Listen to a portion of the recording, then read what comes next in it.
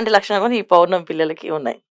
కానీ దీంట్లో అబ్బాయిలకి వచ్చినప్పటికి ఏమవుతుందంటే పౌర్ణమి రోజు అబ్బాయిలు పుడితే వీళ్ళు కొన్ని నియమాలు పాటిస్తే ఆ పౌర్ణమి కళలు వీళ్ళకి కలిసి వస్తాయి.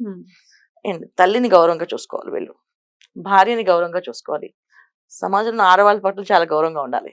ఇలా గౌరవంగా వీళ్ళు ఉండగలిగితే బ్రహ్మాండంగా ఉంటుంది లైఫ్.